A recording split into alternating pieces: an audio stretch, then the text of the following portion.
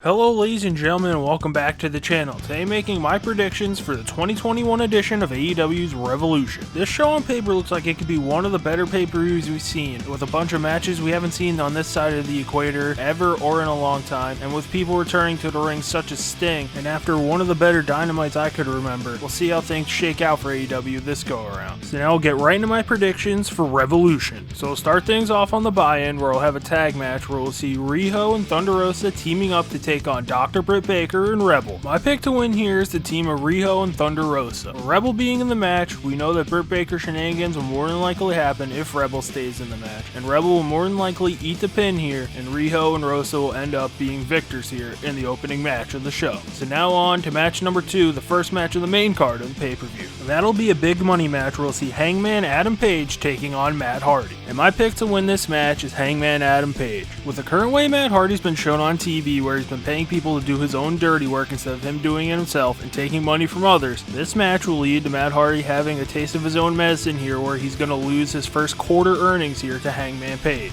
And I believe this could lead to a new iteration of this big money Matt character, whereas he's big out of money Matt Hardy for a little while, and we'll see if Private Party and TH2 still stick around and who comes and goes in this little iteration of a group that they have. So now on to match number 3. And match number 3 is for the AEW World Tag Team titles, where we'll see the Young Bucks putting their titles on the lineup against Chris Jericho and MJF. After their great segment on Wednesday night on Dynamite, I think that this match is going to be a really great one, and I think that we will still have our same tag team champions, with the Young Bucks retaining the titles over Jericho and MJF. When the media was asking about Sammy Guevara, as soon as it was brought up, I firmly thought in my head that Sammy Guevara is going to be the reason that the Bucks retain the tag team titles here. With a little bit of the infighting in their circle, where it seems like we're more than likely going to have another clash between Jericho and MJF in the near future, I think Guevara showing up here and costing them the tag team titles will lead to it very soon. With Guevara showing up, this could lead to MJF showing what his true intentions of joining in the circle were, then lead to an MJF versus Sammy Guevara match, and then once Guevara maybe pulls off the upset here and beats MJF if they have their singles match, we'll have a pay-per-view, we'll have Chris Jericho versus Sammy Guevara. So now on to match number 4. And match number 4 will be our Casino Tag Team Battle Royal, where the winners will get a chance at the AEW World Tag Team titles down the road. And so far, the current listed participants in this match are Bear Country, Alex Reynolds and John Silver, Evil Uno and Stu Grayson, Santana and Ortiz, The Butcher and the Blade, Private Party, Top Flight, Death Triangle, The Varsity Blondes, Matt and Mike Seidel, SCU, The Natural Nightmares, and Chaos Project. My pick to win this Battle Royal and go on to face the Young Bucks, as I just previously predicted, is the team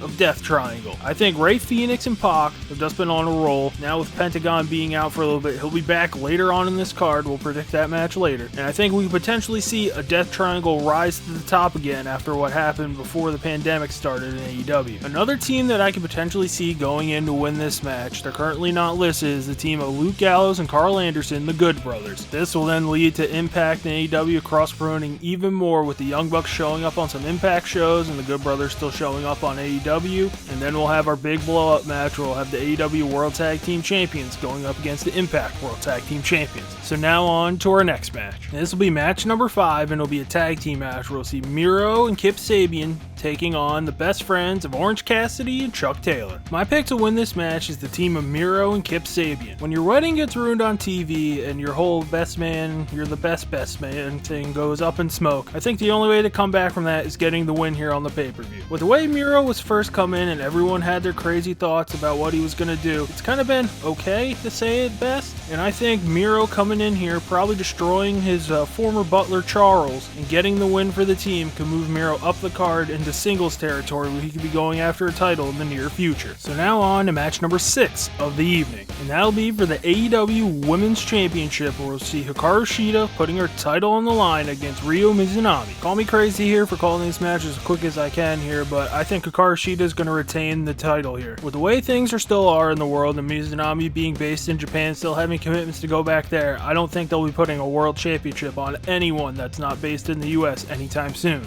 So now on to match number 7 of the evening. And that'll be a street fight tag team match. We'll see Team Taz of Ricky Starks and Brian Cage taking on Darby Allin and Sting. My pick to win here is the team of Darby Allin and Sting. With this being Sting's first match in Clash of Champions 2015 against Seth Rollins, I don't think he comes out of that to lose. And I think him and Darby Allin, this could be kind of a manager-student kind of thing that they'll have going on for a while. And more than likely, we'll probably get a Darby Allin vs. Sting match down the road, to where it will lead to the moment where Darby Allin defeats the Icon Sting in a match, and then we'll more than likely get his chance to run at the world title, where it looked like he could actually get the belt off of whoever is the champion at the time. So now on to our co-main event of the evening, and this will be our Face of the Revolution ladder match, where the winner will get a chance at the TNT Championship down the road. And the current listed competitors are Cody Rhodes, Scorpio Sky, Pentagon, Lance Archer, and Max Caster, with one person still be determined. So automatically in this match, we're all wondering who the sixth person could be. Could it be this brand new Hall of Fame caliber worthy whatever signing that the Big Show had in store? Could they be the sixth man in this match?